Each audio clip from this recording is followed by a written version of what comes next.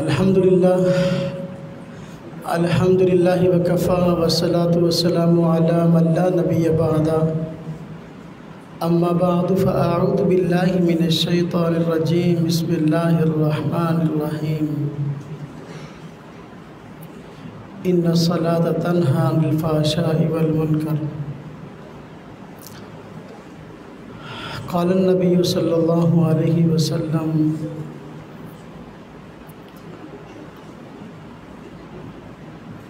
مفتاح الجنت الصلاة آمنت باللہ صدق اللہ العظیم وصدق رسولہ النبی الکریم ونحن علی ذلک من الشاہدین والشاکرین والحمدللہ رب العالمین اللہم صلی علی محمد وعلی آل محمد کما صلیت علی ابراہیم وعلی آل ابراہیم انکا حمید مجید اللہم بارک علی محمد وعلی آل محمد کما بارکت علی ابراہیم وعلی آل ابراہیم انکا حمید مجید 20 روزہ سمر کیمپ کا آج ہمارا 19واں دن ہے۔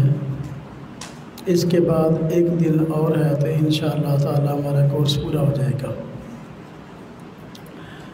نماز کے متعلق تفصیلی احکامات اور مسائل آپ حضرات کو بتلائے جا چکے ہیں۔ کچھ اور چھوٹی چھوٹی چیزیں ہیں اور چھوٹے چھوٹے مسائل ہیں جن کی عام طور پر ایک مسلمان کو ضرورت پڑتی ہے، تو آج کے ایسے کچھ مسائل ذکر کیے جائیں گے جن کی عام طور پر ہمیں ضرورت پڑتی ہے اور دوست عام طور پر ان کے متعلق پوچھ گچھ کرتے ہیں تاکہ کما حق ہو ہم نماز کو ادا کرنے والے بن جائیں، نماز کے بنیادی مسائل کو سمجھنے والے بن جائیں۔ کچھ مسائل قصر نماز کے متعلق بتانے کی ضرورت ہے۔ اس سلسلے میں پہلا سوال یہ ہے، قصر نماز کتنے سفر پر پڑھنا ضروری ہے؟ قصر نماز کتنے سفر پر پڑھی جاتی ہے؟ تو جواب اس کا یہ ہے کہ جب بندے کا 48 میل یا اس سے زیادہ سفر کا ارادہ ہو، یا کلومیٹر کے حساب سے بنتے ہیں 78 کلومیٹر یا اس سے زیادہ سفر کا ارادہ ہو، تو اپنے گھر سے نکل پڑے۔ اپنی آبادی سے نکلنے کے بعد جس نماز کا وقت آئے گا تو اس کو قصر پڑے گا، یعنی وہ مسافت جس کی وجہ سے نماز قصر جائز ہے تو وہ 48 میل ہے اور کلومیٹر کے اعتبار سے 78 کلومیٹر ہے۔ کم از کم مسافت اتنی ہونی چاہیے، اس سے زیادہ کی کوئی حد نہیں ہے۔ اس سے زیادہ جتنی بھی مسافت ہو، کم از کم قصر نماز کے جائز ہونے کے لیے اتنی مسافت کا ہونا ضروری ہے۔ اس حوالے سے دوسرا سوال، قصر کی ابتدا سفر کے دوران کس جگہ سے کریں؟ اب ایک بندہ گھر سے سفر کے لیے نکل پڑا ہے،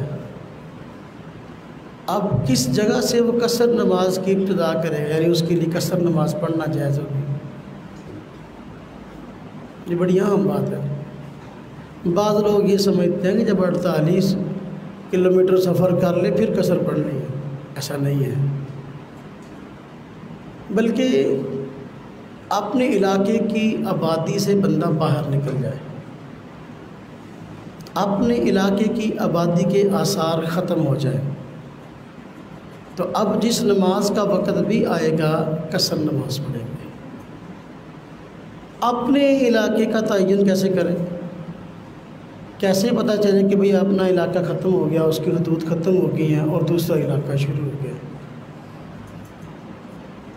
تو اپنے علاقے کی جو اہم جگہ ہیں آدمی اس کو کراس کر جائے. اس طرح کہ اپنے علاقے کی آبادی ہے، اپنے علاقے کی یونین کونسل ہے، اپنے علاقے کا سرکاری اسپتال ہے، اپنے علاقے میں ڈاک خانہ ہے تو وہ ہے. یعنی علاقے کی اہم جگہ جو ہے اس کو کراس کر گیا. اپنے علاقے کا قبرستان ہے اس کو کراس کر گیا. آگے دوسرا قبرستان آ گیا، دوسری یونین کونسل کی حدود شروع ہو گئی، دوسرا سرکاری اسپتال دوسرے علاقے کا آ گیا. اب ہم سمجھیں گے ہم اپنے علاقے سے نکل چکے ہیں اور دوسرے علاقے میں داخل ہو چکے ہیں. تو جس نماز کا بھی وقت آئے گا اب ہم نماز قصر پڑھیں گے. مثلا یہ ہمارا علاقہ ہے، ہم نے یہاں سے جانا ہے بالفرض لاہور جانا ہے. اب یہ 48 میل سے زیادہ سفر ہے. اب ہم قصر نماز کہاں سے پڑھیں گے؟ ہمارے علاقے کا تعین اگر حد بندیاں دیکھیں تو ہمارے علاقے میں یہ جو ایئر ایونیو سٹی ہے، ایئر ایونیو سٹی، اس کی حدود کراس کر جائیں تو ہمارا علاقہ ختم ہو جاتا ہے. ادھر سے ہم اگر بائی پاس پہ چڑھ جائیں ہمارا علاقہ ختم ہو جاتا ہے. اگر اس طرف جائیں تو اس طرف ہم اگر 7واں میل کراس کر جائیں تو ہمارا علاقہ ختم ہو جاتا ہے. ارد گرد جو ہماری موجود ہیں وادیاں بسا اوقات وہ ہماری اپنی وادیاں ہمارے علاقے کے محلے ہیں. جس طرح کہ طاہرپورہ ہے، طاہرپورہ ہمارا علاقہ ہے، اس کو محلہ طاہرپورہ کہتے ہیں. اسلام پورہ ہمارا علاقہ، اس کو محلہ اسلام پورہ کہتے ہیں. اور یہ ہمارے جو پلاٹ ہیں یہ ہمارا علاقہ، اس کو محلہ چاند کالونی کہتے ہیں. تو یہ ہمارے علاقے ہیں. ان علاقوں میں ہوتے ہوئے ہم قصر نماز نہیں پڑھ سکتے. یہ ہماری ہی آبادی ہے، ہماری یونین کونسل کی حدود ہیں. تو یہاں کے رہنے والے جو سہولیات ہیں وہ ساری ہماری مشترکہ ہیں. تو لہذا یہ ہمارا علاقہ ہے. جب ہم ان حدود سے باہر نکل جائیں گے تو پھر اب قصر نماز پڑھیں گے. اس کی طرح ایک تیسرا سوال یہ بھی ہوتا ہے کہ اگر اپنے علاقہ اپنا سفر سے واپس آ رہے ہیں تو اب پوری نماز کس جگہ پہ پڑھیں گے؟ اپنے شہر میں داخل ہو گئے تو کیا پوری نماز پڑھیں گے؟ نہیں، ایسا نہیں ہے. سارے کا سارا شہر ہمارا علاقہ نہیں ہے. شہر تو بہت بڑے بڑے ہیں. ہمارا علاقہ یہ ہے جہاں ہم رہتے ہیں. اب ایک بندہ لاہور سے واپس آ رہا ہے، موٹر وے سے نیچے اتر آیا ہے، شہر میں ہے، نماز قصر پڑھے گا کہ پوری پڑھے گا؟ نماز قصر پڑھے گا. وہ ہمارا علاقہ تھوڑی ہے، کتنا دور ہے ہم سے. لہذا شہر میں اگر نماز کا وقت آ گیا تو اب نماز قصر پڑے گا. ابھی اپنے علاقے کی حدود میں داخل نہیں ہوا. ہاں ادھر سے بائی پاس کراس کر آیا، ادھر سے 7واں میل کراس کر آیا، ادھر سے جو ہے وہ چولہ کراس کر آیا، یونیورسٹی کراس کر. اب یہ ہمارے علاقے میں آ گیا ہے. اب جو ہے جو نماز پڑھے گا تو اس نماز کو پوری پڑھے گا. لیکن ان حدود میں داخل ہونے سے پہلے جو بھی نماز پڑھے گا اس کو قصر پڑھے گا. بات سمجھ میں آ رہی کہ نہیں آ رہی؟ اچھا، نمبر 4، چوتھا سوال، سفر کے دوران سنتوں کا اور وطروں کا کیا حکم ہے؟ کیا سفر کے دوران سنتیں پڑھنی ضروری ہیں؟ جس طرح کہ عام حالات میں جو سنتیں موقدہ ہوتی ہیں ان کو پڑھنا ضروری ہوتا ہے. وطر ہیں پڑھنا ضروری ہوتا ہے، نہ پڑھے تو بندہ جان بوجھ کے چھوڑ گناہ گار ہے. تو سفر کے دوران سنتوں کا اور وطر کا کیا حکم ہے؟ تو میرے بھائیو، سنتیں خواہ موقدہ ہوں یا غیر موقدہ ہوں، ان کی حیثیت سفر کے دوران نفل کی سی ہو جاتی ہے. یعنی جس طرح نفلوں کے بارے میں آپ ضابطہ اور قانون ہے شریعت کا کہ پڑھ لے تو ثواب ہے، نہ پڑھے تو گناہ نہیں، پڑھ لیں گے تو اجر ملے گا. اسی طرح جو سنتیں موقدہ ہیں ان کی حیثیت بھی سفر کے دوران نفل کی سی ہو جاتی ہے. ہم پڑھیں گے تو ثواب ہے، نہیں پڑھیں گے تو گناہ نہیں ہے۔ البتہ جو وطر ہے، وطر اس کا درجہ سنت موقدہ سے بڑا ہے، یہ واجب ہے، لہذا سفر میں بھی اس کو پڑھنا ضروری ہے اور حضر میں بھی اپنے علاقے میں ہوتے ہوئے پڑھنا ضروری ہے۔ سفر کے دوران بھی جو ہے وہ وطر چھوٹتے نہیں ہیں۔ اگلا سوال نمبر 5، اگر ہم سنتے پڑھیں گے تو کیا آدھی پڑھیں گے کہ پوری پڑھیں گے؟ تو سنتیں جب ہم پڑھیں گے تو پوری پڑھیں گے، سنتوں میں کثر نہیں ہے۔ سنتوں میں جب اتنی چھوٹ آ گئی کہ پڑھو تو ٹھیک ہے، نہ پڑھو تو کوئی مسئلہ نہیں، تو لہذا اب اس میں کثر نہیں ہے، لہذا پڑھیں گے تو پھر پوری پڑھیں گے، نہیں پڑھنی تو کوئی مسئلہ نہیں ہے۔ بات سمجھ آئی؟ یہ حالت سفر کی بات ہو رہی ہے۔ اسی طرح 6واں سوال، حالت اقامت کی نماز اگر سفر میں ادا کر رہے ہیں یا سفر کی نماز حالت اقامت میں ادا کر رہے ہیں تو کس طرح ادا کریں گے؟ ایک بندہ ہے سفر کے دوران وہ اقامت کی نماز پڑھنا چاہتا ہے، یعنی عام گھر میں ہوتے ہوئے کوئی نماز اس کی رہ گئی ہے، اب وہ اس کو قضا کرنا چاہتا ہے، تو سفر کے دوران اس کو موقع ملا ہے کہ چلو وقت ہے میں پڑھ لوں، تو اب وہ قصر پڑھے گا کہ پوری پڑھے گا؟ تو وہ نماز جو گھر میں اس پر ضروری ہوئی تھی، فرض ہوئی تھی، اور اس نے قضا کر دی، تو اب سفر میں اس کو پڑھے گا تو پوری ہی پڑھے گا، کیونکہ واجب اسی حالت میں ہوئی تھی، تو لہذا سفر کی وجہ سے وہ قصر نہیں ہوگی۔ اسی طرح اگر سفر کے دوران اس طرح ہوا کہ کوئی نماز بندے کی رہ گئی، اب گھر میں واپس آنے کے بعد اس کو قضا کرنا چاہتا ہے، تو کیا پوری نماز قضا کرے گا یا قصر کرے گا؟ تو اب گھر میں واپس بھی آ چکا ہے، لیکن اس کے باوجود اس نماز کو قصر ہی قضا کرے گا۔ کیوں؟ اس لیے کہ قصر ہی اس پر فرض ہوئی تھی، اسی حالت میں جو ہے اس نے قضا کر دی۔ اب گھر میں اگر آیا ہے واپس تو اس نماز کو قضا کرنا چاہتا ہے تو قصر ہی قضا کرے گا، یعنی 4 رکعت کی بجائے 2 رکعت ادا کرے گا۔ بات سب میں آئی کہ نہیں آئی؟ یہ کچھ قصر نماز کے مسائل تھے۔ قضا نماز کے کچھ مسائل۔ قضا نماز کے متعلق چند ایک باتیں ہیں غور کرنے کی۔ اس سلسلے میں پہلا سوال یہ ہے کہ کیا جمعہ کی اور عید کی نماز کی قضا ہے کہ نہیں ہے؟ جمعہ کی، عید کی نماز کی قضا ہے کہ نہیں؟ عید کی نماز کی قضا نہیں ہے۔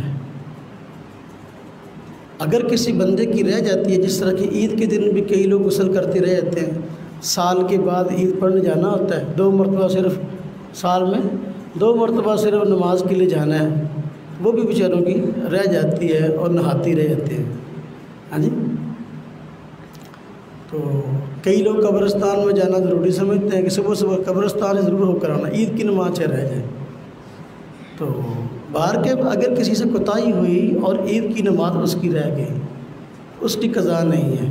کیوں؟ اس لیے کہ عید کی نماز کے لیے جماعت شرط ہے، عید کی نماز کے لیے جماعت شرط ہے۔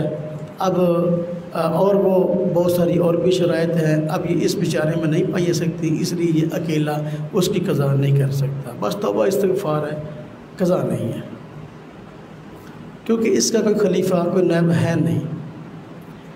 جبکہ جمعہ کی نماز ہے، اگر یہ رہ گئی تو جمعہ کی نماز کے لیے بھی چونکہ جماعت شرط ہے اور بھی دیگر شرائط ہیں، تو اگر اس کی جمعہ کی نماز رہ گئی ہے، قضا جمعہ کی بھی نہیں ہے، بلکہ جمعہ کا متبادل موجود ہے، خلیفہ موجود ہے، نائب موجود ہے، وہ ظہر کی نماز۔ جس بندے کی جمعہ کی نماز رہ گئی تو اب وہ جمعہ کی نماز اکیلے قضا نہیں کر سکتا، بلکہ ظہر کی نماز ادا کرے گا۔ اس سلسلے میں سوال نمبر 2، قضا نماز کب پڑھی جا سکتی ہے؟ یعنی قضا نماز کو کس وقت میں ہم پڑھ سکتے ہیں اور کس میں نہیں پڑھ سکتے۔ تو یہ 3 اوقات ہیں مکروہ، سورج نکلتے وقت، سورج غروب ہوتے وقت اور زوال کا وقت۔ ان 3 اوقات میں جو چند ایک گھڑیاں ہیں ان میں صرف نماز نہیں پڑھ سکتے، باقی قضا نماز آپ کسی وقت بھی پڑھ سکتے ہیں، اس کا کوئی ٹائم نہیں ہے۔ کوئی ٹائم نہ ہونے کا مطلب کوئی وقت مقرر نہیں ہے، ہر وقت اس کا ہے، لہذا جب چاہے پڑھ لو۔ جس طرح کہ بعض اوقات ایسے ہے کہ ان میں نماز مکروہ ہے، کہ نفل نماز مکروہ ہے، قضا نماز مکروہ نہیں ہے۔ جس طرح کہ فجر کی اذان ہونے کے بعد سے لے کر سورج نکلنے تک نماز نہیں پڑھ سکتے۔ کون سی؟ نفل۔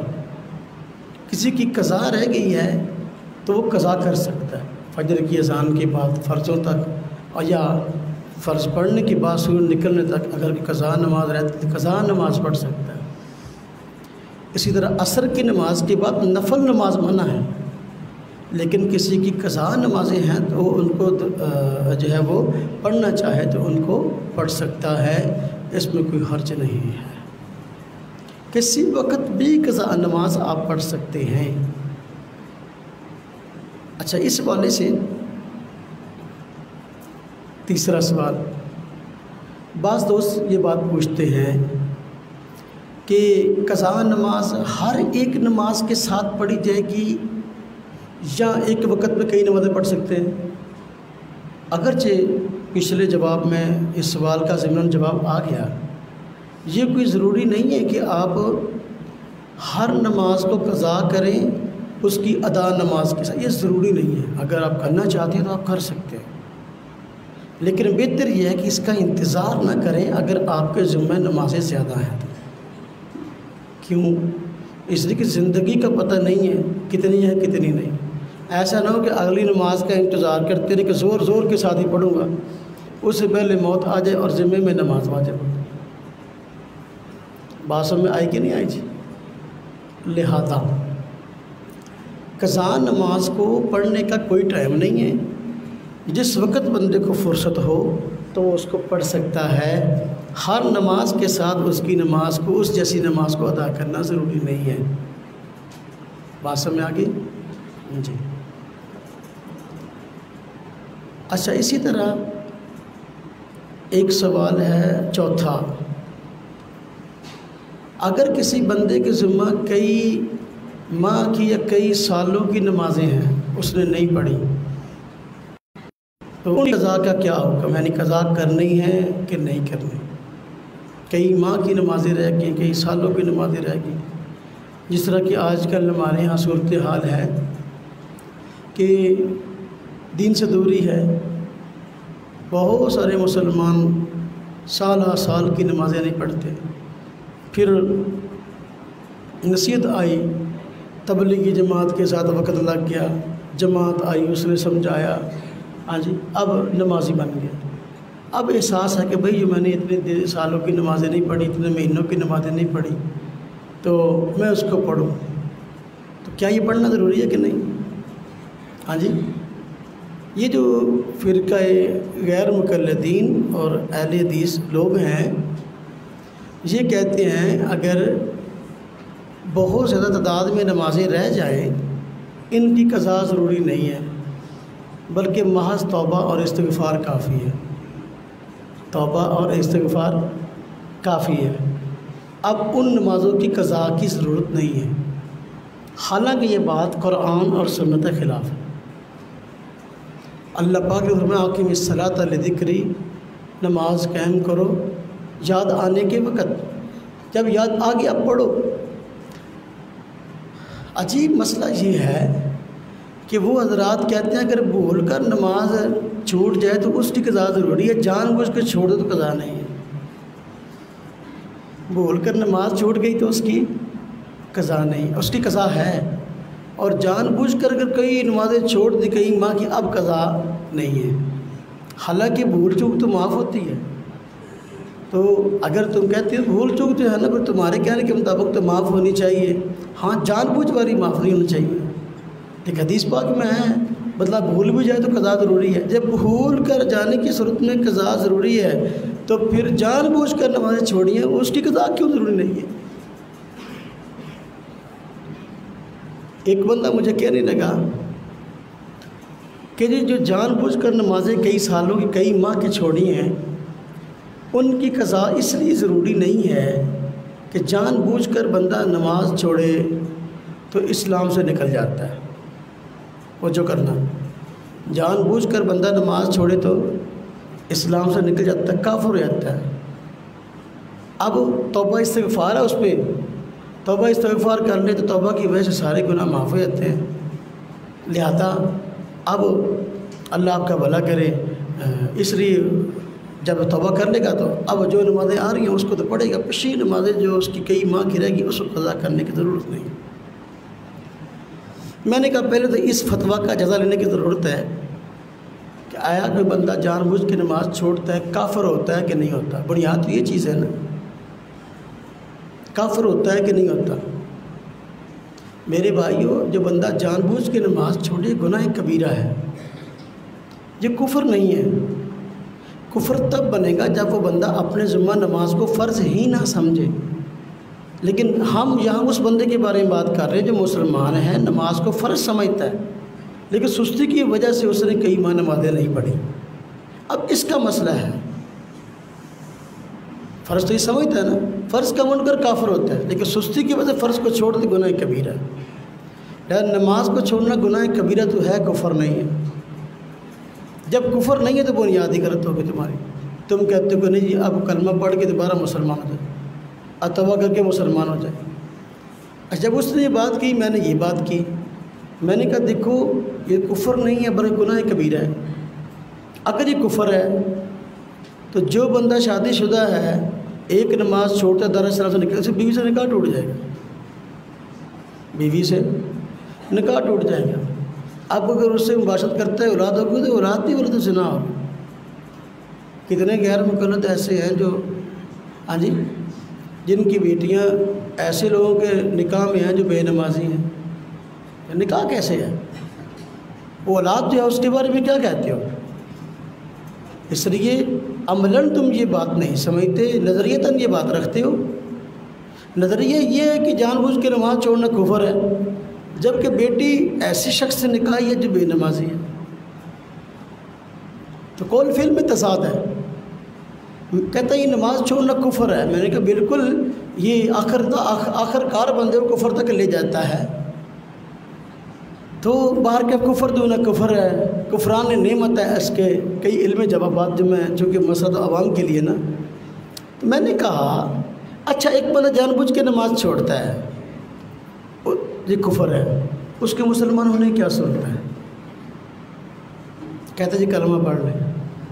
میں نے کلمہ تو پہلے ہی پڑھتا ہے، کلمے کا منکر۔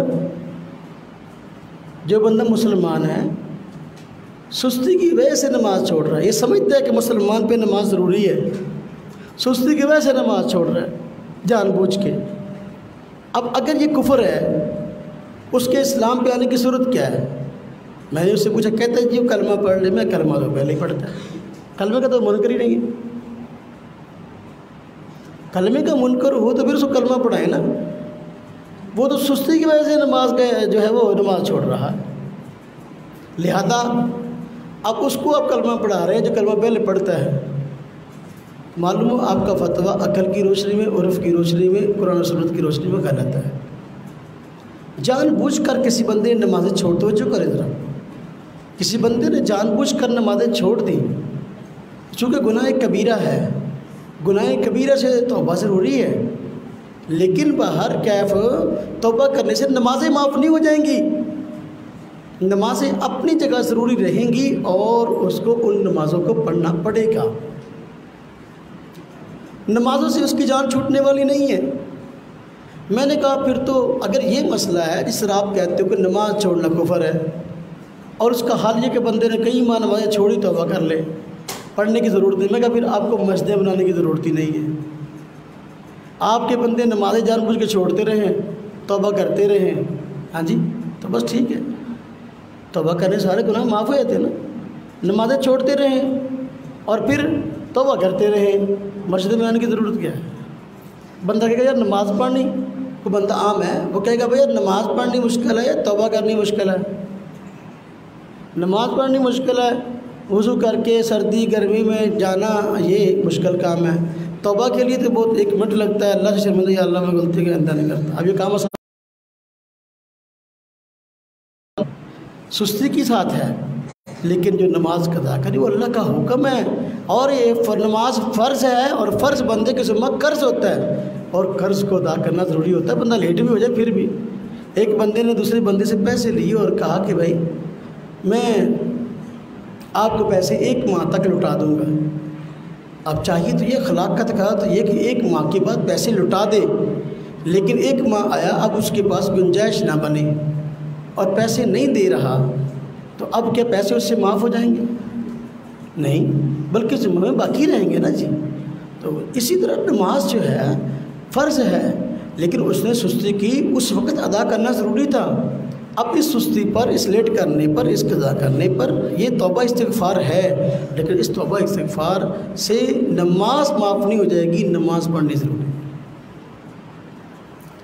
اب سوال یہ ہے اگر کسی بندے کے ذمہ نماز فرض ہیں تو وہ قضا کس طرح کرے؟ کئی ماہ کی نمازیں جو ہے وہ اس کے ذمہ جو ہے وہ رہ گئی ہیں، اب وہ ان کو کیسے قضا کرے گا؟ جب یہ مسئلہ واضح ہوا کہ بھئی قضا تو کرنی ہے، قضا کس طرح کرے گا؟ دیکھو شریعت عام ان مسائل میں جن میں بندہ حتمی طور پر کسی نتیجے پر نہ پہنچ سکے، اس کے بارے میں یہ حکم دیتی ہے کہ اپنے غالب گمان پر عمل کرے، تحری کرے، غور و فکر کرے کہ کتنی دیر تک میں نے کتنی نمازیں نہیں پڑھی۔ اب جو اس کا غالب گمان ہو اس کے مطابق نمازوں کو قضا کرے۔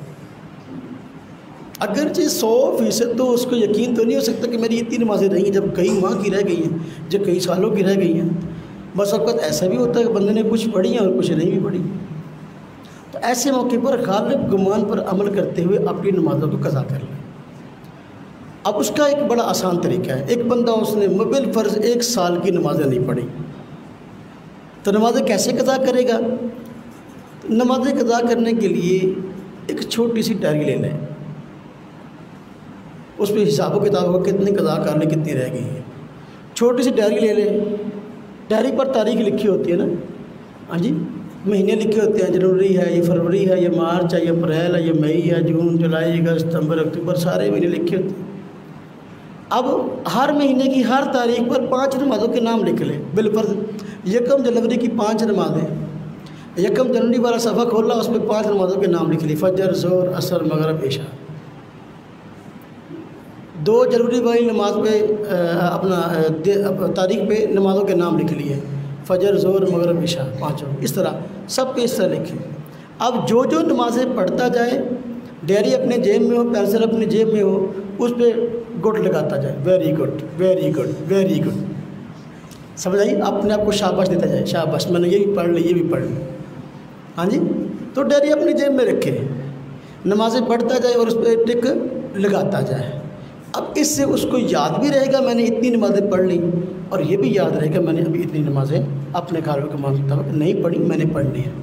اب جب اس طرح چونکہ قضا نمازوں کا کوئی وقت طے نہیں ہے، کسی وقت بھی پڑھ سکتے ہیں، تو لہذا ان نمازوں کو پڑھتا رہے۔ جب ان نمازوں کو پڑھتا رہے گا تو ایک وقت آئے گا انشاءاللہ تعالیٰ ساری کی ساری نمازیں پڑھ لے گا۔ اس چیز کا تعلق انسان کی فکر کے ساتھ ہے۔ جس بندے کو فکر ہوتی ہے کہ کسی کام کو اپنے اوپر سوار کر لیتا ہے تو اس کے لیے وہ کام کرنا مشکل نہیں رہتا، لہذا قضا نمازیں کتنی بھی ہوں اس کے لیے پڑھنا مشکل نہیں ہوتی۔ اگر کوئی بندہ ایسا ہے اس کی قضا نمازیں کافی ساری جو ہے وہ ایسی تھی جن کو قضا نہ کر سکا، یعنی ایسی نماز جو نہیں پڑھی قضا بھی نہ کر سکا، ان کو فوت ہو گیا۔ اگلا سوال، کئی قضا نمازیں تھیں اور پڑھ نہ سکا، فوت ہو گیا، اب کیا کریں؟ اب ہم اس کی طرف سے اور تو کچھ نہیں کر سکتے، ہاں اس کی دعائیں مغفرت بھی کر سکتے ہیں، اللہ اس کو بخش، اس کے مال سے ہر نماز کا فدیہ ادا کریں گے۔ ایک نماز کا فدیہ ایک آدمی کے صدقۃ الفطر کے برابر ہے۔ جس طرح کہ عام طور پر صدقۃ الفطر گندم سے ادا کرنا ہوتا ہے، جو عام طبقے کے لوگ ادا کرتے ہیں، نصف سا ہے، 2 کلو گندم جو ہے یا اس کے پیسے۔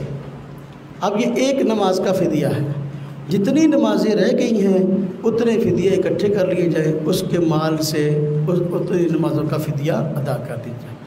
اس وقت بندہ بیمار ہو جاتا ہے، گھر والوں کو پتہ ہوتا ہے اندازہ نہیں، اس نے 2 ماہ نماز نہیں پڑھی، اسے 3 ماہ بیماری کی وجہ سے نماز نہیں پڑھی، بستر پر پڑا ہوا تھا، اب اس کے 2 ماہ 3 ماہ جتنی مدت ہے اتنی نمازوں کا فدیہ ادا کر دیا جائے مستحقین کو۔ اور یہ بات یاد رہے، فدیہ کے بارے میں وہی معاملہ ہے جو روزے کے فدیہ کے بارے میں ہے۔ فدیہ اپنی حیثیت کے مطابق ہوتا ہے، فدیہ اپنی حیثیت کے مطابق ہوتا ہے۔ ہر بندے کا فدیہ گندم کے حساب سے نہیں ہوتا، جو بندہ مالدار ہے اس کا مالداری کے حساب سے، کسی کا جو کے حساب سے، کسی کا کھجور کے حساب سے، کسی کشمش کے حساب سے، لہذا اس کی مالداری کو دیکھا جائے گا، مالداری کے حساب سے فدیہ ادا کیا جائے گا۔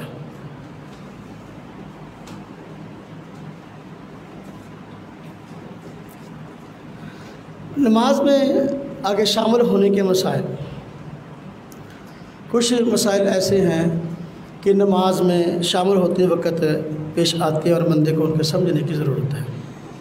نمبر 1، کہتے ہیں کسی بندے کی کوئی رکعت رہ گئی ہے، بعد میں آیا، جس کو مسبوق کہتے ہیں۔ مسبوق اس نمازی کو کہتے ہیں جس کی کوئی نہ کوئی رکعت رہ گئی ہو، لیٹ آیا، تو وہ اپنی رہی ہوئی رکعت کو کس طرح قضا کرے گا؟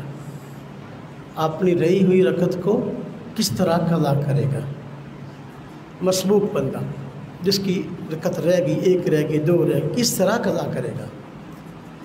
تو کہتے ہیں دیکھو،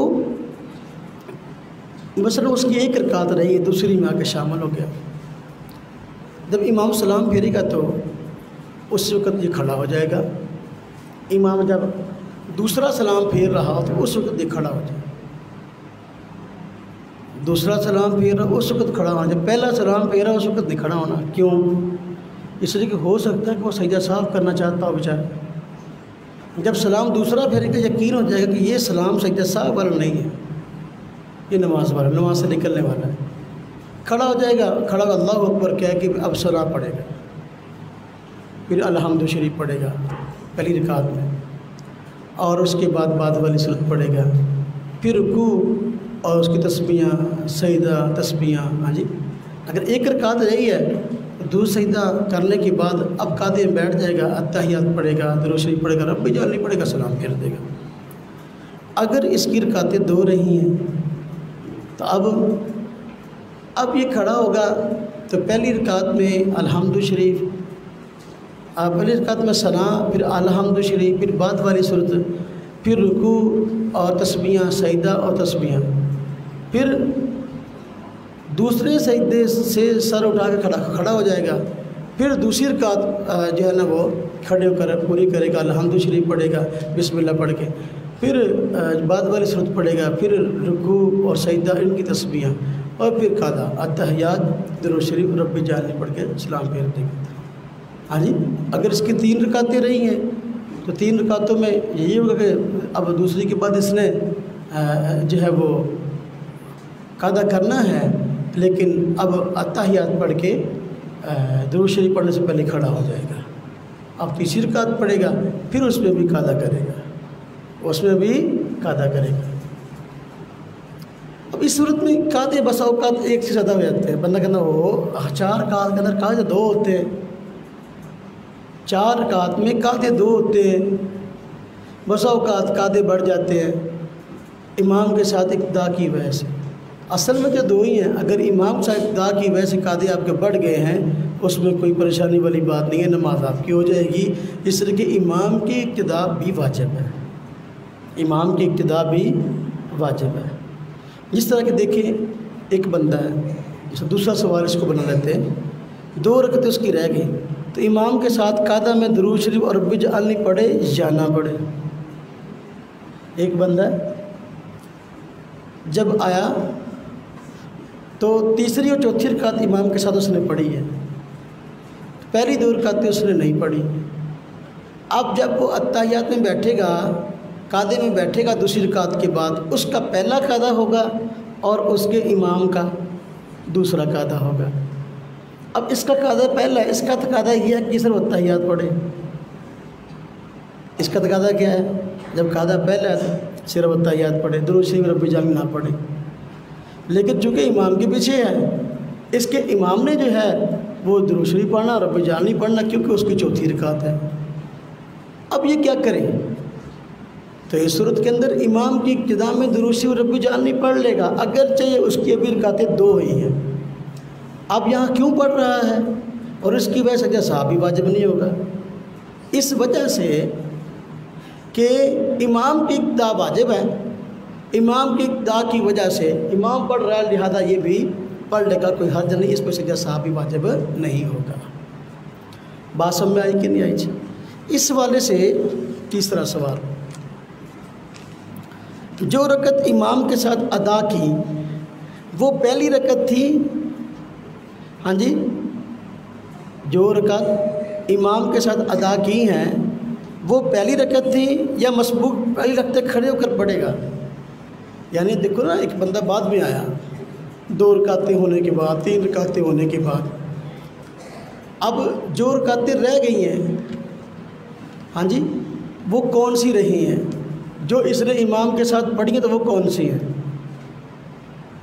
ایک غیر مقلد بیچارہ کرسی پر بیٹھا تھا، سامنے ہی بندہ کو بیچارہ کرسی پہ بیٹھا تھا، کرسی پہ بیٹھنے کی وجہ سے بندہ کو سمجھتا کہ ہم بہت بڑے اسکالر بن گئے، تو سوال کرنے والے نے سوال کیا بھی دیکھو، کسی طالب علم نے، اسٹوڈنٹ نے سوال کیا کہ جب بندہ لیٹ آتا ہے، بس 2 رکعتیں رہ گئی تو امام کے ساتھ شامل ہوتا ہے، اب جو امام کے ساتھ رکعتیں پڑھ رہا ہے یہ اس کی وہ پہلی رکعتیں ہیں یا وہ رکعتیں ہیں جو امام پڑھ رہا ہے؟ تو اس نے یہ جواب دیا، کہتا کہ دیکھو نماز تو پہلی رکعت شروع ہوتی ہے، لہذا جو رکعتیں اس نے امام کے ساتھ پڑھی ہیں یہ اس کی جو 2 رکعتیں پڑھی ہیں تو یہ پہلی اس کی پہلی 2 رکعتیں ہیں۔ کون سی رکعتیں ہیں؟ پہلی، اور جو کھڑا ہو کر پڑھے گا وہ آخری 2 پڑھے گا۔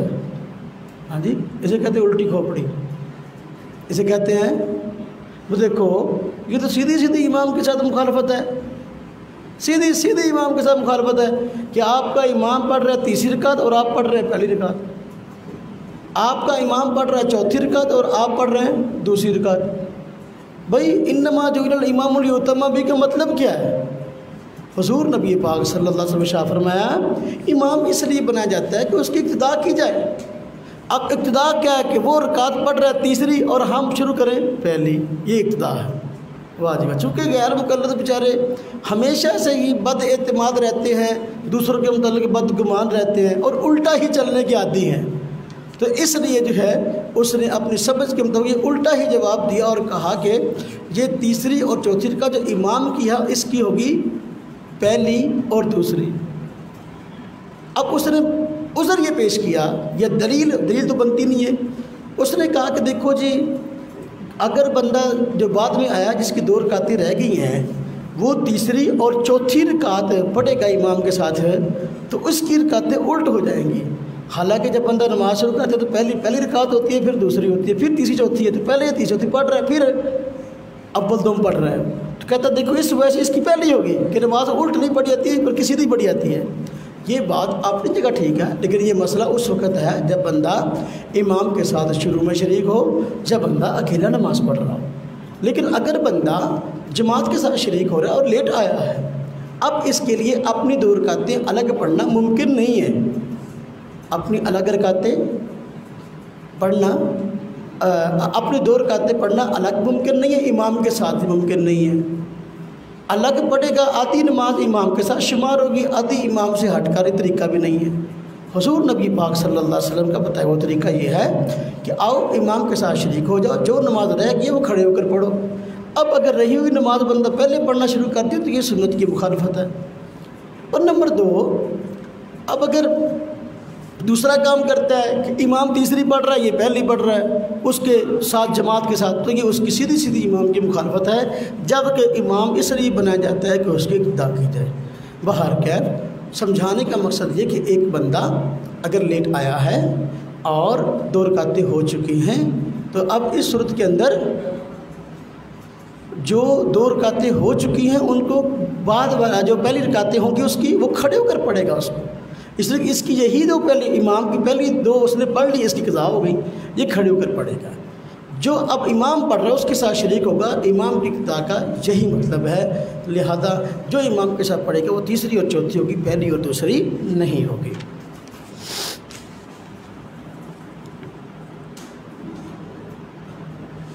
آگے اس حوالے سے چوتھا مسئلہ،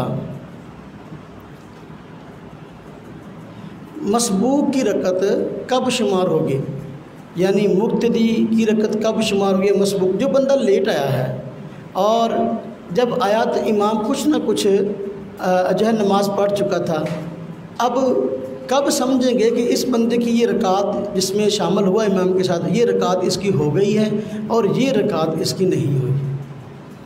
تو اگر یہ بندہ رکوع سے پہلے امام کے ساتھ شریک ہو گیا، رکوع میں شریک ہو گیا امام کے ساتھ، تو وہ رکعت اس کی شمار ہو جائے گی۔ اگر رکوع کے بعد شریک ہوا تو وہ رکعت اس کی شمار نہیں ہوگی۔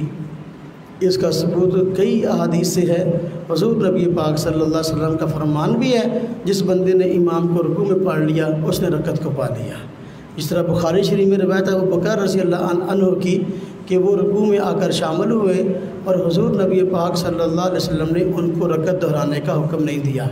تو لہٰذا جو بندہ رکوع میں امام کے ساتھ شامل ہو گیا تو اس بندے کی رکعت ہو جائے گی، جو رکوع کے بعد شامل ہوا اس کی وہ رکعت نہیں ہوگی، اس کو وہ رکعت کھڑے ہو کر دوبارہ پڑھنی پڑے گی۔ نمبر 5، 5واں سوال، کہتے لاحق اپنی نماز کس طرح ادا کرے؟ لاحق اپنی نماز کس طرح ادا کرے؟ لاحق کسے کہتے ہیں بھلے سمجھ لو۔ ہاں جی، یہ بیچارہ جو شروع نماز میں امام کے ساتھ شریک ہوا لیکن کسی وجہ سے اس کی کوئی نماز رہ گئی، امام کے ساتھ نہ پڑھ سکا، اس کی صورت یہ ہے مثلا اس کا وضو ٹوٹ گیا، اس نے امام کے ساتھ 1 رکعت پڑھی، اس کا وضو ٹوٹ گیا، اب وضو کرنے کے لیے گیا تو واپس آیا تو امام نے 2 رکعتیں پڑھا دی تھی یا 1 رکعت پڑھا دی تھی، اب یہ جو رکعت ہے یہ اس نے کس طرح پڑھنی ہے؟ 1 رہ گئی یا 2 رہ گئی، وضو کرنے کے لیے گیا تھا، تو یہ لاحق ہے، اس کی رکعت جو ہے 1 رہ گئی 2 رہ گئی، یہ اس طرح ادا کرے گا جس طرح کہ امام کے پیچھے بندہ اپنی نماز کو ادا کرتا ہے۔ امام کے پیچھے بندہ نماز کو کس طرح ادا کرتا ہے؟ امام کے پیچھے بندہ نماز کو ادا کرتا ہے تو آپ کو پتہ ہے حالت قیام میں قرات منع ہے مقتدی کے لیے، مقتدی کی جو قرات ہے وہ امام کرتا ہے اور اس کے لیے یہی کافی ہے کہ اس کا امام قرات کر رہا ہے، جس طرح کہ حضور نبی پاک صلی اللہ علیہ وسلم فرمایا من کان لہ امام فقرات الامام لہ قراءۃ، جس بندے کا نماز میں امام ہو تو امام کا قرآن پڑھنا اس کا قرآن پڑھنا شمار ہو جائے گا۔ اب یہ بندہ اگر وضو کرنے کے لیے گیا، اس کی رکعت 1 یا 2 رہ گئی تو یہ اس طرح اس رکعت کو پوری کرے گا جس طرح کہ امام کے پیچھے پوری کرتی ہے، نہیں کھڑا ہوگا قیام کرے گا پھر رکوع میں چلا جائے گا، کھڑا ہو کر قرات نہیں کرے گا، باقی رکوع اور سجدے کی تسبیحات پڑھے گا اپنی جگہ۔ کہتے ہیں لاحق اور مسبوق میں قرات کے اعتبار سے کیا فرق ہے؟ لاحق وہ بندہ جو کسی وجہ سے امام کے ساتھ شریک تو ہوا شروع نماز میں، کسی وجہ سے اس کی کوئی رکعتیں رہ گئی، جس طرح کہ وضو ٹوٹ گیا کرنے کے لیے گیا تو رہ گئی۔ مسبوق بندہ جو ویسے ہی شروع نماز میں امام کے ساتھ شریک نہیں ہوا بلکہ لیٹ آیا، تو اب ان دونوں قرات کے اعتبار سے کیا فرق ہے؟ اگرچہ پیچھے یہ وضاحت ہو گئی، میں نے الگ عنوان سے اس لیے کہا کہ بات مزید واضح ہو جائے کہ جو مسبوق ہے جب یہ کھڑی ہوئی رکعتیں اپنی پڑھے گا نا، جو 1 رکعت ہونے کے بعد آیا، 2 رکعت ہونے کے بعد آیا، جب یہ کھڑا ہو کر اپنی نماز پڑھے گا تو اس میں قرات کرے گا، پہلی رکعت میں سبحانک اللہ پڑھے گا، پھر الحمد شریف پڑھے گا، بعد والی سورت پڑھے گا، ہاں جی، تو دوسری میں بھی اسی طرح الحمد شریف پڑھے گا، بسم اللہ پڑھ کے پھر جو ہے بعد والی سورت پڑھے گا، لیکن جو لاحق ہے وہ قرات نہیں کرے گا بلکہ امام کے پیچھے خاموشی کے ساتھ کھڑا ہوگا۔ بلکہ اپنا قرات نہیں کرے گا اور اپنی رکعتوں کو اسی طرح پورا کرے گا جس طرح امام کے پیچھے پورا کرتا ہے۔ نمبر 7 کہتے ہیں لاحق کے لیے بنا اور استئناف کب ہے؟ جو بندہ امام کے ساتھ شریک تھا، کسی وجہ سے اس کی 1 یا 2 رکعتیں رہ گئیں، مثلا وضو کرنے کے لیے گیا تو اس کی 1-2 رکعتیں رہ گئی ہیں، تو اب اس کے لیے اثر نو نماز پڑھنا چاہیے یا اس کو جہاں سے نماز چھوڑی تھی وہاں سے پڑھنا چاہیے؟ اس کا وضو ٹوٹا، اگر تو وضو ٹوٹنے کے فوراً بعد یہ چلا گیا نیچے نگاہ کر کے اور اس نے کوئی نماز کے دوران ایسا کام نہ کیا جو کہ نمازی کے لیے منع ہے، کوئی ایسا کام نہ کیا تو پھر آگے ایسے ہی شامل ہو گیا امام کے ساتھ، تو یہ اپنی اس کے لیے بنا جو ہے کر لینی چاہیے، اور یعنی مطلب کہ جہاں سے نماز چھوڑی تھی وہیں سے پوری کر لے گا۔ لیکن جس بندے نے وضو ٹوٹنے کے بعد کوئی بات کر لی یا کوئی ایسا کام کر لی جو نماز کے اندر منع ہے، تو اب یہ بندہ عصر نو نماز پڑھے گا، اب یہ جہاں سے چھوڑی تھی وہاں سے نہیں پڑھ سکتا۔ نمبر 8 ہم نے پیچھے یہ بات کی ہے کہ بھئی مقتدی جو ہے اس نے امام کے پیچھے کسی بھی رکعت کی کسی بھی نماز کی کسی بھی رکعت میں قرات نہیں کرنی۔ مقتدی نے امام کے پیچھے کسی بھی نماز کی کسی بھی رکعت میں قرات نہیں کرنی۔ ہم نے بات کی حدیث پاک میں بھی آیا وَإِذَا قَرَأَ فَأَنصِتُوا، امام جب قرآن پڑھے تو تم چپ رہو۔ اب سوال یہ ہے کہ ایک بندہ کہنے والا آپ سے کہہ سکتا ہے کہ آپ نے کہا کہ امام کے پیچھے قرآن پڑھنا منع ہے، جبکہ آپ خود امام کے پیچھے مقتدی ہوتے ہوئے بھی قرآن پڑھتے ہو۔ جس طرح کہ ہم قاعدے میں بیٹھتے ہیں، قاعدہ اخیرہ میں تو پڑھتے ہیں رب جعلنی مقیم الصلاۃ ومن ذریتی ربنا وتقبل دعا ربنا اغفر لی ولوالدی وللمؤمنین یوم یقوم الحساب، یہ بھی تو قرآن ہے، قرآن پاک میں آیا کہ نہیں آیا؟ آیا نا۔ تو ایک طرف کہتے ہو کہ امام کے پیچھے قرآن پڑھنا منع ہے اور دوسری طرف امام کے پیچھے رب جعلنی تم بھی پڑھتے ہو، تمہارا امام بھی پڑھتا ہے، حالانکہ یہ قرآن ہے، اور ایک طرف کہتے ہو کہ مقتدی کے پیچھے قرآن پڑھنا منع ہے۔ جواب ہم کہتے ہیں پہلی بات یہ ہے کہ امام کے پیچھے قرات منع ہے، اور یہ جو رب جعلنی ہم پڑھتے ہیں یہ بحث قرات نہیں پڑھتے، بحث دعا پڑھتے ہیں۔ کس طرح پڑھتے ہیں؟ بحث دعا، بحث قرات نہیں۔ امام کے پیچھے قرات منع ہے، دعا منع نہیں ہے۔ اور دوسرا قرات کا محل جو ہے وہ تو قیام ہے۔ قرات کا محل کیا ہے؟ قیام ہے۔ قرات کا محل قعود نہیں ہے۔ اور اللہ کے بندو جب بندہ آدھا کھڑا ہو تو آدھا جو ہے کھڑا نہ ہو، اس حالت میں قرات منع ہے۔ جس طرح کہ حدیث پاک میں ہے کہ رکوع کی حالت میں قرآن پاک پڑھنا منع ہے، رکوع کی حالت میں منع ہے، اب قاعدہ تو اس سے بھی زیادہ نچلی حالت ہے، تو اس حالت میں قرات جائز ہی نہیں ہے۔ لہذا ہم جو رب جعلنی امام کے پیچھے پڑھتے ہیں تو بحیثیت قرات نہیں پڑھتے بلکہ بحیثیت دعا پڑھتے ہیں، اور بحیثیت دعا پڑھنے میں حرج نہیں ہے۔ ہاں قرات جو نماز کا رکن ہے اس کا موقع قیام ہے، اور وہ قیام کی حالت میں ہے فرض، یہاں مسئلہ جو ہے وہ نہیں ہے، لہذا خام خواہ بات کو الجھانا نہیں چاہیے۔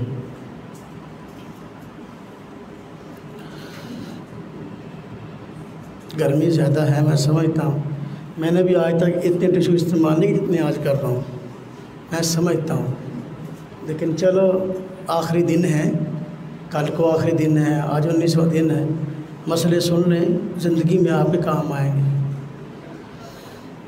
جماعت کے ساتھ نماز کے کچھ مسائل، جماعت کے کچھ مسائل جو ہے نا اس کے متعلق سوالات ہیں۔ اس سلسلے میں پہلا سوال کہتے ہیں مرد کے لیے بغیر عذر کے گھر میں نماز پڑھنا جائز ہے؟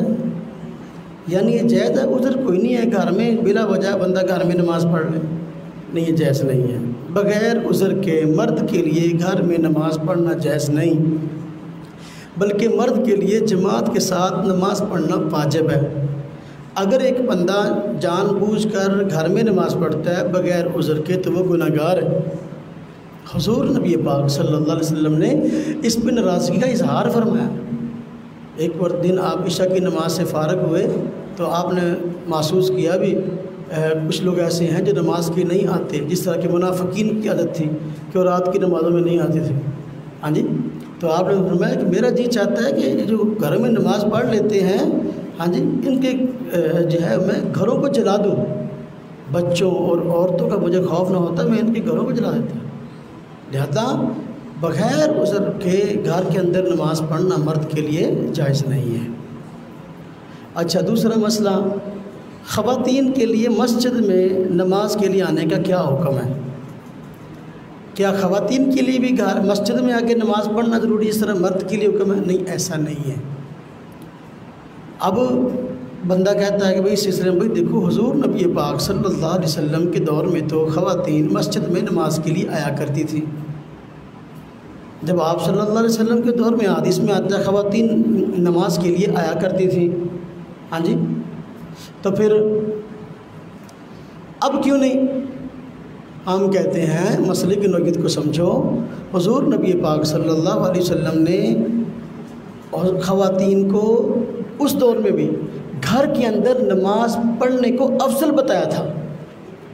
حضور نبی پاک صلی اللہ علیہ وسلم نے ایک صحابی کو فرمایا کہ تیرے لیے مسجد میں آنے کی بنسبت گھر میں نماز پڑھنا افضل ہے، اور تیرے لیے گھر کے سین میں نماز پڑھنے کی بنسبت برآمدے میں نماز پڑھنا بہتر ہے، اور تیرے لیے برآمدے میں نماز پڑھنے کی بنسبت جو اگلا اپنا کمرہ ہے جہاں تو زیادہ چھپ سکتی ہے وہاں نماز پڑھنا زیادہ افضل ہے. تو حضور نبی پاک صلی اللہ علیہ وسلم نے اس دور میں بھی عورتوں کو بتایا تمہارے لیے افضل گھر میں نماز پڑھنا ہے، جبکہ مرد کے لیے گھر میں افضل نماز پڑھنا نہیں ہے بلکہ اس کے لیے واجب ہے مسجد میں نماز پڑھنا. بات سمجھ میں آئی؟ صرف حضور نبی پاک صلی اللہ علیہ وسلم نے خواتین کو چند شرائط کے ساتھ مسجد میں آ کر نماز پڑھنے کی اجازت دی تھی. توجہ کریں، اس دور میں عورتیں ان شرائط کو پورا کرتی تھیں، اس لیے مسجد میں آنے کی اجازت تھی. وہ شرائط کیا تھی کہ عورتیں آئیں تو نئے نویلے کپڑے پہن کے نہ آئیں. ایک شرط یہ تھی کہ عورتیں آئیں میک اپ کر کے نہ آئیں، اور شرط تھی کہ نماز کے لیے عورتیں آئیں تو خوشبو لگا کر نہ آئیں. عورتیں نماز کے لیے آئیں تو جو ہے وہ رستے کے درمیان سے چل کر نہ آئیں بلکہ رستے کے ایک کنارے سے ہو کر آئیں. بعض روایت میں صحابیات بیچاری رستے کے ایک سائڈ پہ آتی ہوتی تھی، بسا اوقات کسی کے چادر دوپٹہ الجھ جاتا دیوار کے ساتھ تو پھٹ جاتا، یعنی درمیان بازار میں نہ چلتی تھی. ہاں جی، تو آئیں تو پردہ کر کے آئیں. ان شرائط کے ساتھ عورتوں کو مسجد میں آنے کی اجازت تھی. لیکن حضور نبی پاک صلی اللہ علیہ وسلم نے جن شرائط کے ساتھ عورتوں کو نماز ادا کرنے کی اجازت دی تھی، عورتوں نے آہستہ آہستہ ان شرائط کو پورا کرنا چھوڑ دیا.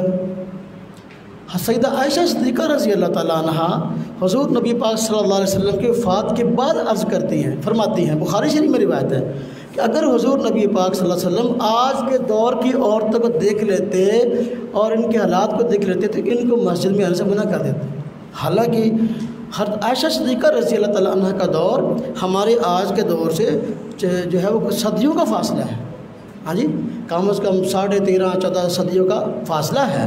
ہاں جی، 14 صدیوں کا فاصلہ ہے. عائشہ صدیقہ رضی اللہ عنہ فرماتی ہیں کہ آج کے دور کی عورتوں کو حضور دیکھ لیتے منع کر دیتے، شرائط پوری نہیں کر رہی. تو آج کی عورتوں کو حضور دیکھ لیتے ہمارے دور کے جو ہے پھر. ہاں جی، آپ کو پتہ ہے بیچاری عورت کی یہ کمزوری ہے، نئے کپڑے بن سور کے نکلنا. اب بیچاری گھر میں اتنا بن سور کے نہیں رہتی جتنا کہ باہر نکلتے ہوئے بنتی سورتی. ہفتے بازار میں انہیں جانا ہوئے نا تو بڑی بن سور کے جاتی ہے، کھاوا دے کے وہاں چڑیل بڑی رہے. بات سمجھ میں آئی؟ ہاں، لہذا خواتین کے لیے مسجد میں آنے کی اجازت تھی، افضل نہیں تھا حضور کے دور میں. آج اگر منع، شریعت نہیں بدلی، ہم نے شریعت کے حکم کو منسوخ نہیں کیا، بلکہ مسئلہ یہ ہے کہ عورتیں ان شرائط کو پورا نہیں کرتی اس وجہ سے منع ہے. عورتیں ان شرائط کو پورا نہیں کرتی اس وجہ سے منع ہے. ایک غیر مقرر عالم نے لکھا، بڑی غیر سنجیدہ بات لکھی کہ بندہ بہت بڑا ہے ان کا، وہ رئیس ندوی صاحب جو ہے اس نے مجموعہ مقالات میں لکھا، اس کے جو سلفی تحقیق زیادہ ہے اس میں اس نے لکھا، کہتے ہیں عورت کو بھی مسجد مرد کے ساتھ نماز کے لیے جانا چاہیے. دلیل سنو، کہتا ہے دلیل یہ ہے کہ دیکھو مرد کے ساتھ اس لیے اس کو جانا چاہیے کہ اس میں مرد کے لیے سیکورٹی زیادہ ہے، مرد کے لیے سیکیورٹی زیادہ ہے کہ دیکھو اگر مرد گھر میں نہ ہو اور عورت گھر میں ہو تو کچھ بھی ہو سکتا ہے. یہ اس کے اپنے تاثرات ہیں. اگر مرد جماعت نماز کے لیے چلا جائے مسجد میں، عورت گھر میں ہو تو بعد میں کچھ بھی ہو سکتا ہے. تو لہذا کچھ بھی ہو سکتا ہے، اس خطرے کے پیش نظر عورت کو بھی ساتھ لے کے جائے. چل میرے نال اتر. بات سمجھ میں آئی؟ ہم کہتے ہو سکتا ہے کہ ان کے اپنے گھریلو حالات اس طرح کے ہوں تو ان بیچاروں کو اس طرح کی پریشانی ہو کوئی، لیکن عموماً اس طرح کا اتنا بڑا خطرہ نہیں ہوتا کہ مرد جو ہے مسجد میں نماز پڑھنے کے لیے گیا تو گھر میں کچھ بھی ہو جائے. گھر میں ایسا نہیں ہے. پھر تو ہر جگہ پر یہی صورتحال ہے. مرد جو ہے وہ اپنا ڈیوٹی پہ جائے تو عورت کو ساتھ لے کے جائے، پیچھے کچھ بھی ہو سکتا ہے. ہاں جی، مرد واش روم میں جائے ساتھ ہی لے کے جائے، پیچھے کچھ بھی ہو سکتا ہے. بات ہے یار. بات سمجھ میں آئی؟ اچھا، ایک بات جب اس طرح غیر مقلد حضرات ہیں، ان کو بڑی شوق ہوتا ہے عورتوں کو باہر نکالنے کا. تو مجھے ایک خاتون کہنے لگی، ہماری عزیز ہی ہیں، تو مجھے کہنے لگی کہ دیکھیں جی مسئلہ یہ ہے، عورتوں کو مسجد میں جانا منع تو اس لیے ہے، بیچاری جوان ہوتی ہیں تو بن سنور کے جاتی ہیں تو جو ہے نا وہ ٹھیک نہیں ہے، لیکن بوڑھی عورت تو بیچاری جا سکتی ہے نا، بوڑھی کے لیے تو کوئی خطرہ نہیں ہے، لہذا یہ تو جا سکتی ہے. میں نے کہا نہیں، یہ بھی نہیں جا سکتی. کہنے لگی وجہ؟ میں نے کہا اس لیے کہ مسیطے بابے ہوندے ہیں.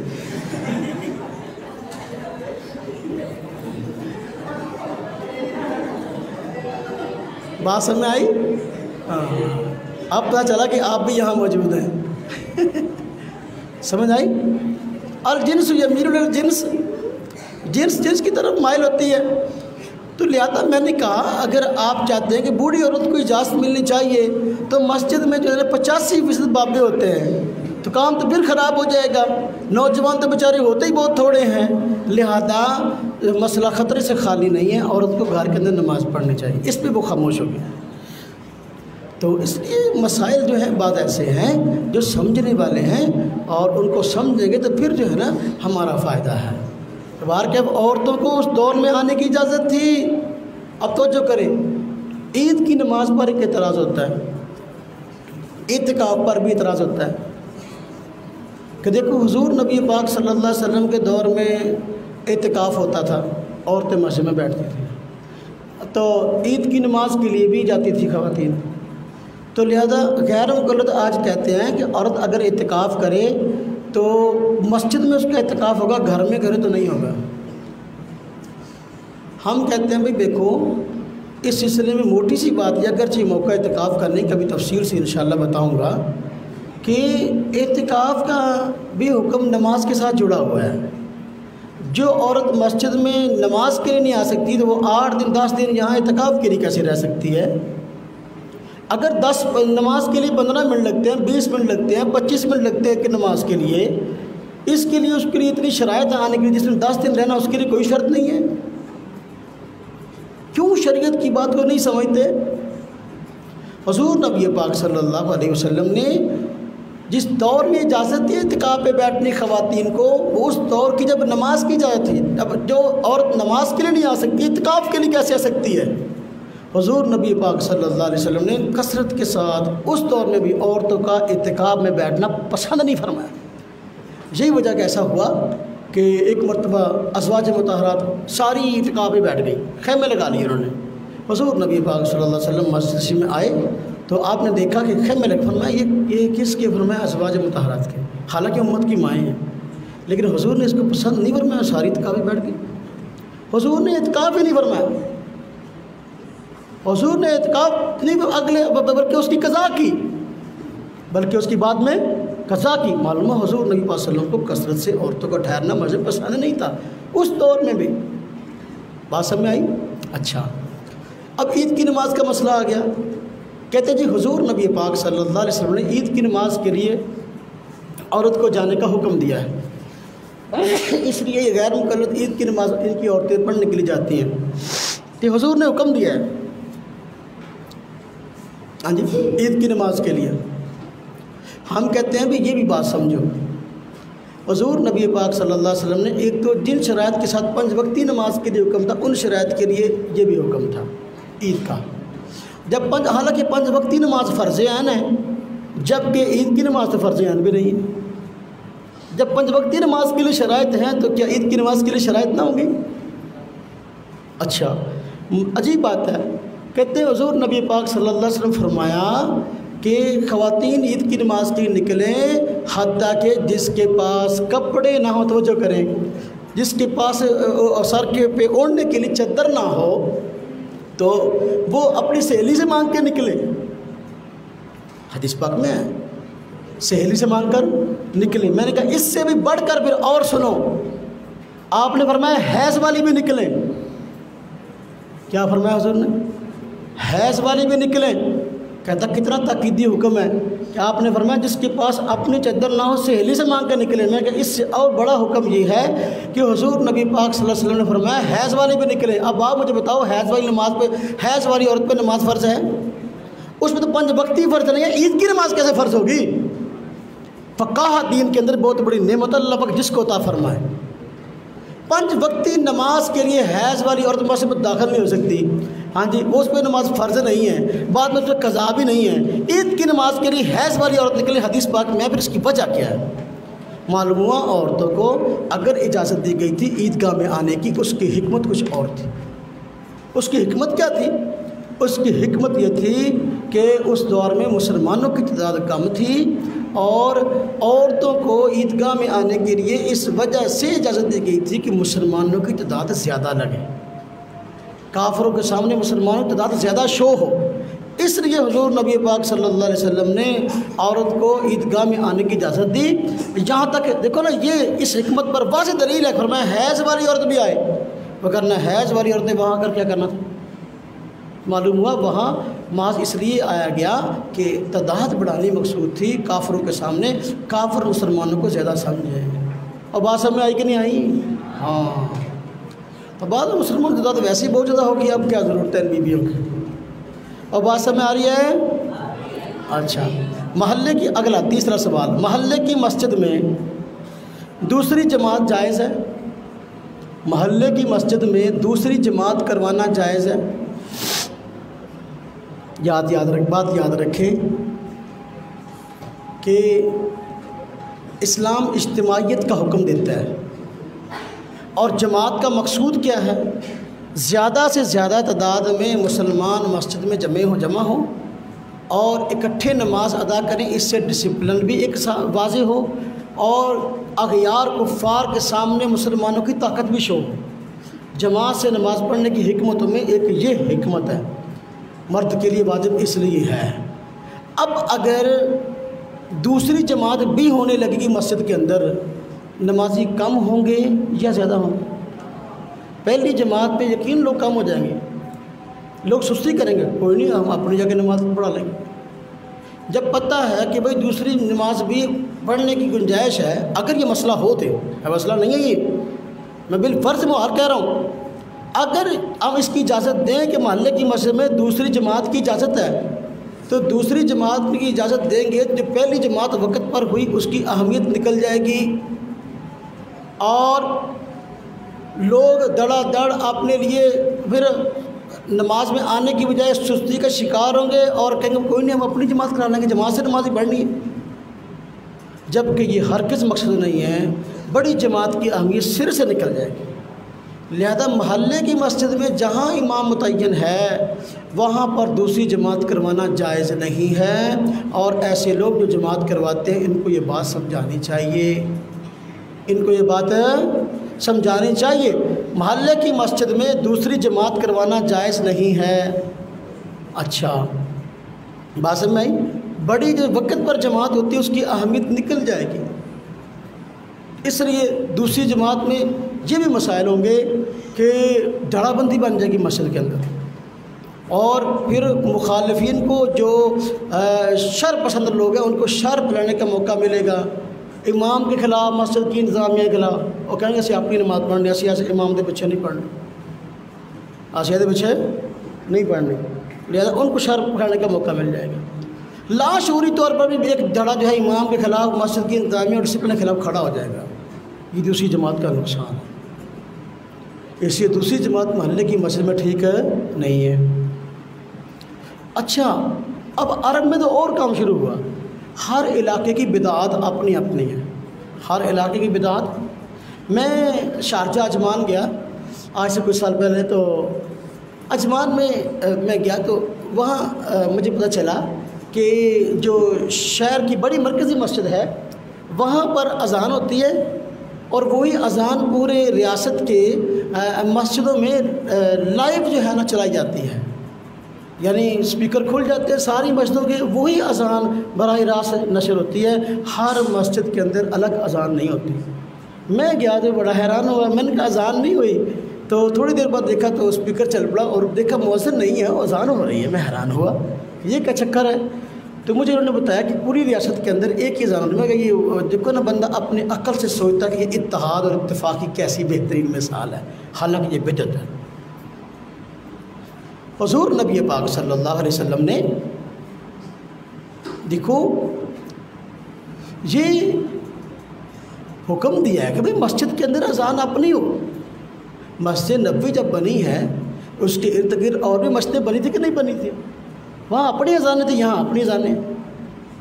تو یہ کیا بات بھی ایک جگہ پر اذان ہوئی اور دوسری جگہ پر ہوئی۔ اب میں نے کہا میں آپ کو حدیث سناتا ہوں، مجھے دوست تھے نا وہاں کے رہنے والے تھے تو رہائشی تھے، تو مجھے کہنے لگا یہ کیسے غلط ہوگا، ان کو غلط نہیں لگ رہا تھا۔ میں نے کہا اس طرح غلط ہے، حضور نے فرمایا جو بندہ اذان کہے وہی اقامت کہے، جو بندہ اذان کہے وہی اقامت کہے۔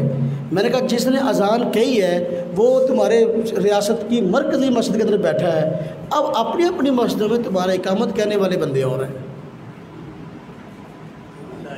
بات سمجھ آئی کہ نہیں آئی؟ اقامت اپنی اپنی مسجد میں الگ الگ ہوتی ہے۔ میں نے کہا دیکھو اب یہ حضور کی فرمان کی نافرمانی ہے کہ نہیں؟ فرمایا جو اذان کہے وہی اقامت کہے۔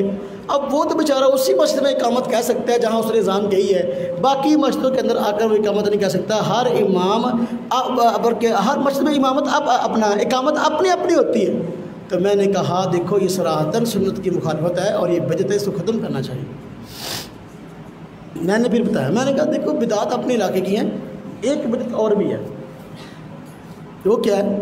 میں نے متعدد جگہ پر عرب میں مختلف ممالک میں جانا ہوا، میں نے دیکھا ہے کہ اب دیکھو حضور نے فرمایا جو اذان دے وہ اقامت کہے۔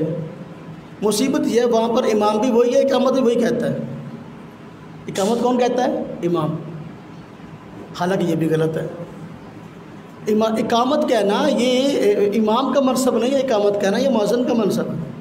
بہرکیف ہر علاقے کی بدعات اپنی اپنی ہیں۔ تو عرب میں ایک اور بدعت شروع ہوئی جو اس مسئلے تعلق رکھتی ہے، میں اس کو بیان کرنا چاہتا تھا۔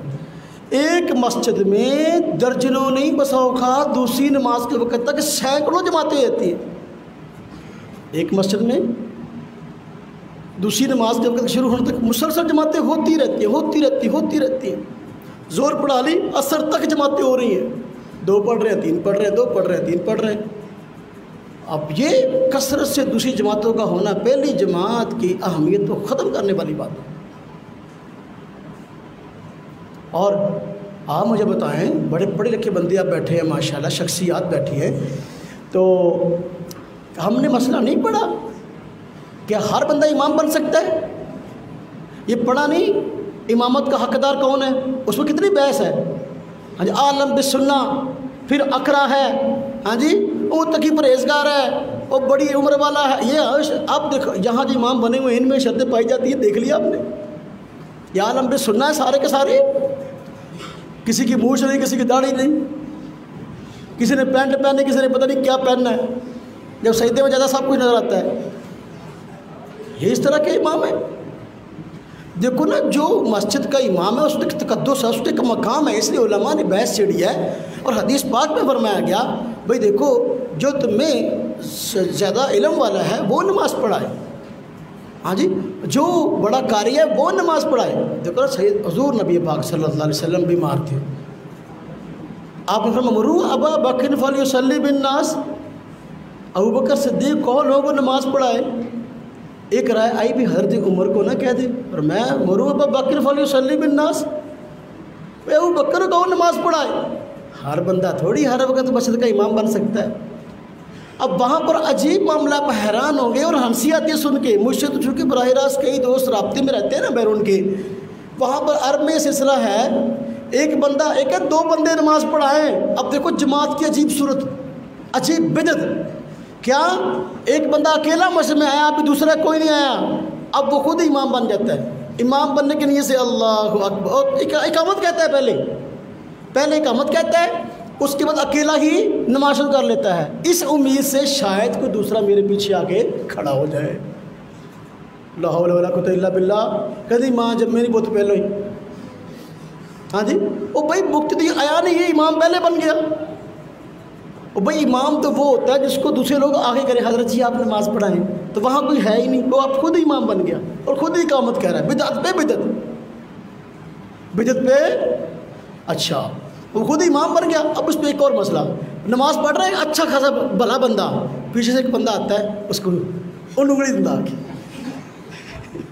اس کو انگلی دیتا ہے، اور مطلب یہ ہوتا ہے کہ اب میں آپ کی اختتام میں نماز پڑھ رہا ہوں، آپ میرے امام ہیں، آپ میرے امام ہیں۔ اب کوئی پتہ نہیں کہ بندہ وہ جو نماز پڑھ رہا ہے پہلے والا وہ نیک ہے، فاسق ہے، فاجر ہے، کیسا بندہ ہے، عقائد کا ٹھیک ہے کہ نہیں ہے، سارے عقائد والے عام طور پہ بیچارے جتنے گمراہ ہیں وہ بھی تو نماز تو پڑھتے ہیں نا جی، اب کوئی پتہ نہیں وہ نمازی کیسا ہے، ہاں جی، اور حضور نے بس فرمایا تمہیں جو اچھا بندہ وہ نماز پڑھائے۔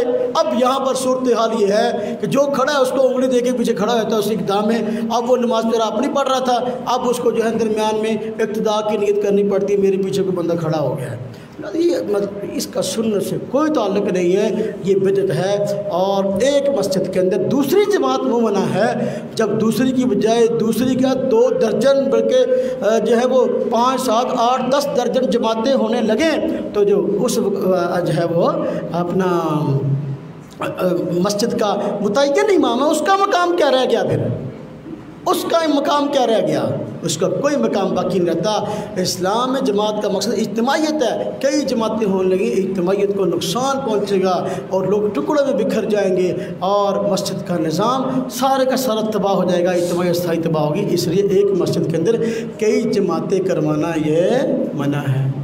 وگرنہ جو لوگ کہتے ہیں کہ نہیں بھائی جماعتیں کئی ہونی چاہیے، پھر ان کو چاہیے کہ جڑا چہرہ ہوتے جماعت نہ نماز پڑھانا انہوں بھی تنخواہ دینا، انہوں دین دی ہے نا جی، اس کو تنخواہ دیتے ہیں جو وہاں امام متعین، جڑے باقی نے 25 اماموں نے نماز پڑھائی ان کو بھی انتظام تو کریں، امام تو وہ بھی ہیں بیچارے اس مسجد کے، ان کے لیے بھی تنخواہ کا انتظام کریں پھر کہ بھئی یہ بھی بیچارے امام ہیں، زور سے لے کر عصر تک جتنی نمازیں ہوتی رہی ہیں یہ بیچارے امام نماز پڑھائی، ان کو تنخواہ کی ضرورت نہیں ہے، ان کو بھی تنخواہ دیں۔